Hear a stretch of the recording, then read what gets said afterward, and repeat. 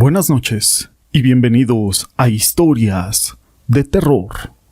Para mí es un gusto poder saludarlos una vez más y llegar a todos ustedes como cada noche con una historia. En México, pero no solamente en México, en todo el mundo, el 12 de diciembre es uno de los días en que se celebra a la Virgen de Guadalupe. Su culto se remonta a la primera época de la colonización española. En la época prehispánica, en el Cerro del Tepeyac, cerca de la Ciudad de México, se localizaba un santuario en donde se le rendía culto a la diosa madre, Tonantzin. Después de la conquista, en el año de 1521, este santuario fue transformado por los frailes franciscanos en una ermita cristiana dedicada a la Virgen María.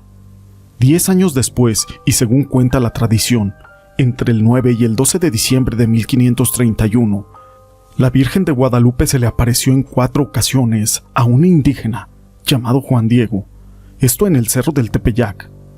La intención era de que aquel indígena le comunicara a Fray Juan de Zumárraga, obispo de México, el deseo de la Virgen de que en ese lugar se le rindiera culto y que también se levantara un templo para su adoración. Zumárraga, incrédulo ante los relatos de Juan Diego, le pidió pruebas de su veracidad. Así fue como el 12 de diciembre, día de su cuarta aparición, la Virgen le pidió a Juan Diego que recogiera rosas en la cima del árido cerro y se las llevara al obispo. Y así lo hizo el indígena, fue y recogió aquellas flores en su tilma. Y al extenderla delante del prelado, las flores cayeron y la Virgen quedó estampada en ella. El obispo, agradecido con Dios por los milagros, depositó la tilma con aquella pintura en esa ermita. Sin embargo, la noticia de las apariciones no fue conocida por sus contemporáneos y los involucrados de estos eventos no rindieron crónicas de ello. No sería hasta la segunda mitad del siglo XVII cuando se retomaría la traducción y los debates en torno al milagro guadalupano. Lo que es cierto es de que en aquella ermita, ya remodelada y transformada en un templo, continuó siendo un sitio de adoración, pues a la imagen de la Virgen de Guadalupe se le atribuyeron milagros tales como curar enfermos, acabar con la peste. La guadalupana fue declarada como patrona de la Ciudad de México en el año de 1737 y protectora de la Nueva España en el año de 1746. El Papa Benedicto XIV dispuso que se incluyera la fiesta en el calendario litúrgico en el año de 1754. La representación de la Virgen de Guadalupe integró desde su origen elementos de la tradición religiosa europea y de la cultura mexicana. En esta imagen representamos a la Virgen que aparece en el centro, escoltada del lado izquierdo por el Papa Benedicto, y del lado derecho está una mujer vestida de indígena. Una representación de la fantasía europea que se volvió convencional como una alegoría de América. Por años, y desde que yo recuerdo, aparicionistas y antiaparicionistas han debatido sobre la verdad histórica de estos hechos y han aportado argumentos, presentado algunas pruebas, sin llegar a conclusiones aceptadas por todos. Lo cierto es de que, hasta el día de hoy, la Virgen de Guadalupe sigue siendo un símbolo del cristianismo, pero no solo de eso, también del nacionalismo mexicano. Y a pesar de que algunas personas creen y otras no creen, se siguen escribiendo milagros, como los que a continuación voy a compartir con ustedes, los cuales no son tan conocidos.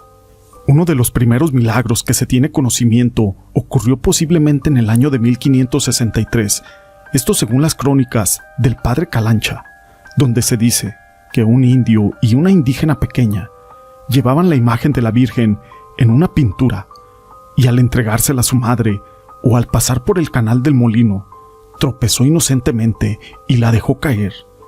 La corriente del agua la arrastró con violencia. La madre gritaba desesperada y le decía, mirando la capilla de la Virgen: «Madre de Dios Guadalupe, devuélveme a mi hija». Salió el molinero al escuchar esos gritos y vio a la madre deshecha, porque no veía por ningún lado a la criatura. El molinero seguía la corriente del agua para poder sacar a la niña. La Virgen de Guadalupe escuchó su súplica de aquella madre y varias personas bajaron del molino a buscar el cuerpo de la niña. Al sacarla de la violencia del agua, grande fue su alegría y su sorpresa cuando vieron a la niña risueña y sin daño. Pero lo misterioso es de que la criatura estaba sentada sobre las cucharas del rodezno. La Virgen que acompañaba a aquella criatura tenía quieto aquel rodezno. Entraron admirados a sacar a esa niña y después de que la sacaron, el rodezno volvió a adquirir su fuerza y velocidad del curso del agua. Sacerdotes y ministros cogieron a la criatura y a su madre para reverenciarlos y poder dar testimonio de este acto milagroso. Pero no es el único. Llegaron 3 sacerdotes de la ciudad de Mocupe, San Pedro de Yoc y otro de Cherepe.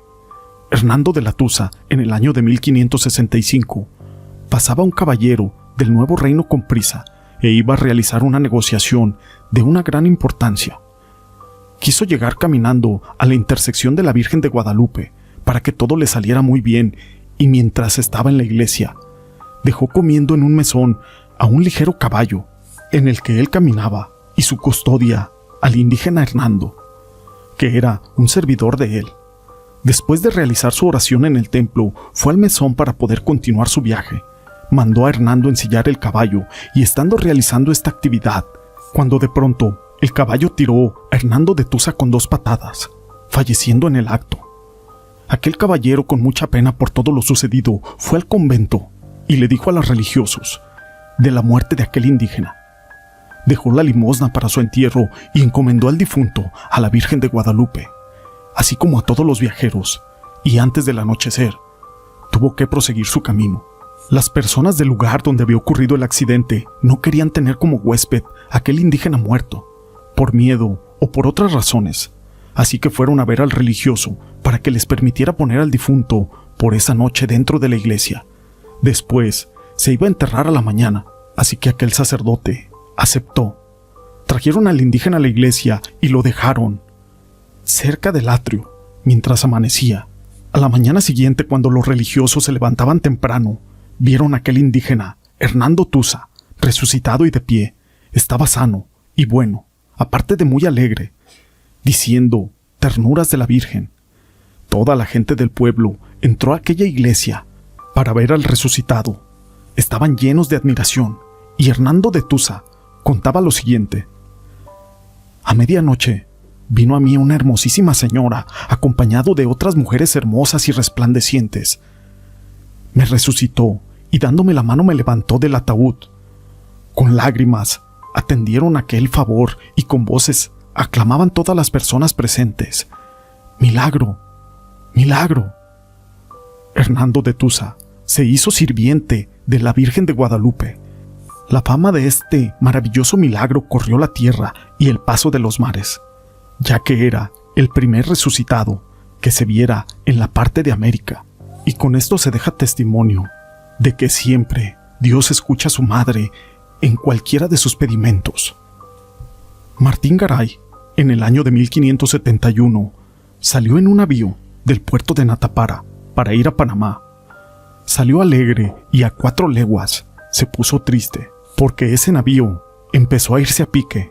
Él y 10 compañeros más hicieron todo lo posible para no perder sus vidas, así como sus bienes, pero ya era imposible agarrarse a algo, porque todo el navío se estaba hundiendo. Pero Martín Garay, devoto de la Virgen de Guadalupe, y en su desesperación dijo lo siguiente: Madre de Dios, usted tiene misericordia de nosotros, y la plegaria fue oída por la Virgen, y contra disposición de la nave y del mar, salió fuera del batel y se puso del lado de los que se estaban ahogando.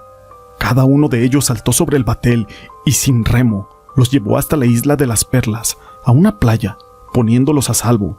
Después de esto, saltaron de aquel pequeño barco a tierra.